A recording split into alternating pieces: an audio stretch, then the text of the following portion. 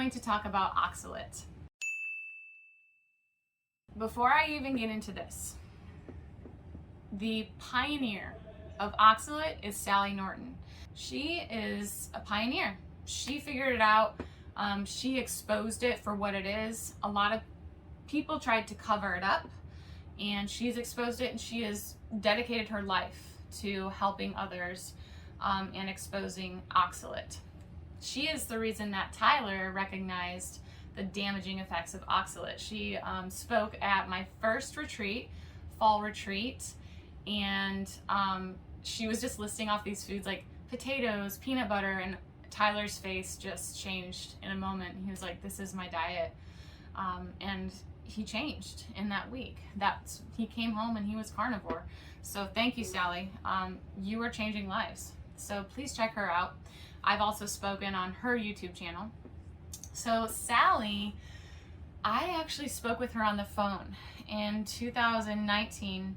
This is when I was at my worst. I was 69 pounds, fighting a chronic CDiff infection. I was at my wit's end.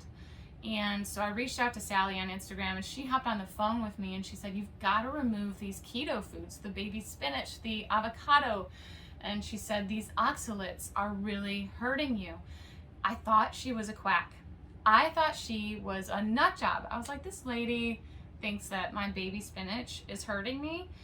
And I really just pushed the idea out of my mind for a long time, even before this conversation. The first time I heard about anti-nutrients was on the phone with Danny Vega in like 2017. Him and Robert Sykes and Crystal Sykes, they're Keto Savage, and the Lady Savage. They were like my family back then. This is when I was very sick and my family didn't understand what was going on. None of us did. And I just felt like I didn't have anyone who believed in me. It seemed like I had an eating disorder. I was reactive to so many different foods and just not feeling well. I was struggling. So Danny Vega spoke with me over the phone one day. I remember sitting in my car in the driveway, and he said, you know, Rebekah, some people with autoimmune issues have had success with the carnivore diet. And this is when people remove anti-nutrients from foods. There are foods like baby spinach and avocado.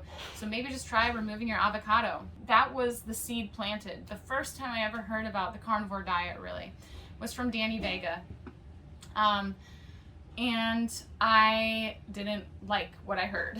I tried removing the avocado for like 4 days, and then I was like, no, this is nothing. And so I kept it up. I was stubborn. I really enjoyed my ketogenic diet. I enjoyed my routine. I ate the same thing every day because it was simple and it was like what I felt safe eating, especially during that time with autoimmune issues and stuff.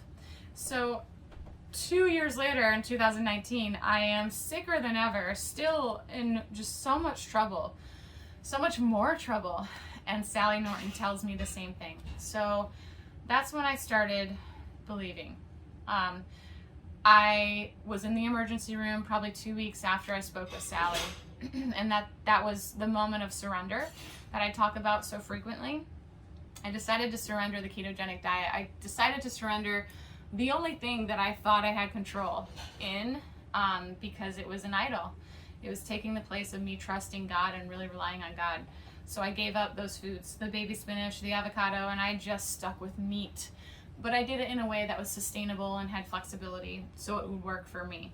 And if you want more details in that, just go back to my first video where I started recording these videos again, and I will share my testimony, but you'll probably hear it. And so I felt way better. Within 2 weeks, I had major mood and energy improvements. And at that time, when I noticed, okay, I am getting out of bed without struggling, I have a backbone again, like I'm not putting up with this toxic person's crap. I was living in a really bad environment. So I knew there was something to it, and I decided, okay, so I'm gonna reintroduce baby spinach. Hopefully I can start eating that again. The next morning after eating just a cup, it was a cup of baby spinach, which I thought was a modest amount for a test. The next morning, my ankles were so swollen that I could not put on my own shoes. It was horrible. So that's when I realized I'm not going back. I am not going back to these foods with these oxalates. Sally was right. So that was another turning point. Let me talk a little bit about what oxalates are. You're probably like, what is this word that she keeps saying? She should have described this in the very beginning. You're probably right. Oxalates are what kidney stones are made out of. They are tiny little crystals that can embed themselves literally into every cell of our body. They can affect our mood, our thyroid, our joints, our digestive tract, our urinary tracts. They can cause skin rashes, all sorts of issues, heart palpitations, you name it. They are abundant in so many foods. A lot of so-called superfoods, the ones that I listed off already. And if you want an accurate list, I would definitely recommend checking out Sally Norton's website. That is definitely something that you can rely on. They have all different types of lists of low oxalate spices, low oxalate fruits, low oxalate vegetables. Some of these you'll see are different. The two things that I look for to see if an oxalate list is accurate is cilantro should be at the very bottom, and baby spinach and turmeric should be at the top. If those two things are correct, then I would generally trust the rest. Removing low oxalate items has been key. Oxalates are an anti-nutrient. There are other anti-nutrients, but it's the main one that I talk about because I think that it's the main offender. Oxalates can affect everything in your body, like I said, and they're in so many foods that a lot of people think are healthy. We also have phytates, we have lectins, but those are kind of in foods that a lot of us aren't touching anymore, like beans or nuts. Those are things that we've already cut out. But the oxalate, it's sneaky because it's in spices, it's in baby spinach, it's in avocado, cinnamon, turmeric. These are things that you just wouldn't think would be a problem. Black pepper. The good news is we have lots of swaps. You could swap white pepper for black pepper. You could just stick with low oxalate foods, non-animal foods. So if you are going the carnivore approach, good, because this is the most simple way to remove oxalate from your diet. But if you still want to include variety, I'm okay with that. I am not the one that's going to be strict, and I'm not the carnivore Nazi. I am just a believer in animal foods have the most bioavailable nutrients, and anti-nutrients should be regarded. We should just be mindful. And this is what I really teach people in my coaching is you don't have to be afraid of food. And when you understand the mechanisms behind all of these different things, you can start to make empowered decisions for yourself. So what I generally recommend is anything outside of the animal kingdom, I ask myself two things. Is this low carb, and is this low oxalate? I like the low carb approach. It's not for everyone, but that is something that I consider as well. So some of my favorite lower oxalate non-animal food items are mushroom, cilantro, zucchini, bok choy, broccolini, the broccoli rabe, those things. Pretty much all herbs like rosemary and thyme, I use those all the time. They're moderate. And so what about something that's high in oxalate that you still want to enjoy? You don't have to cut it out completely. Just be aware that it's high in oxalate. So an example of this would be like the chocolate prime protein or the peanut butter collagen from Perfect Keto. Prime protein discount code is tailored, and the Perfect Keto discount code is also tailored. Both of these products are phenomenal. I use them for my carnivore desserts.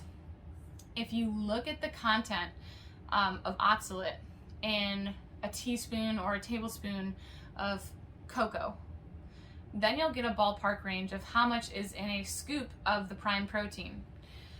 They're not using pure cocoa powder, and there is a minimum effective dose of oxalate, which is 35 milligrams. So that means that under 35 milligrams is probably not even affecting you to any degree. Some people do well including a small amount of oxalate to slow down symptoms of oxalate dumping. And this only occurs when you start to remove the bulk of oxalate from your diet. Your body senses that and it starts to detox from it. This can be a long process. It can take up to 10 years to detox fully from oxalates. And so this dumping process can be pretty extreme. You can get skin rashes. I got something like sand in my eyes. Everyone has different sorts of symptoms.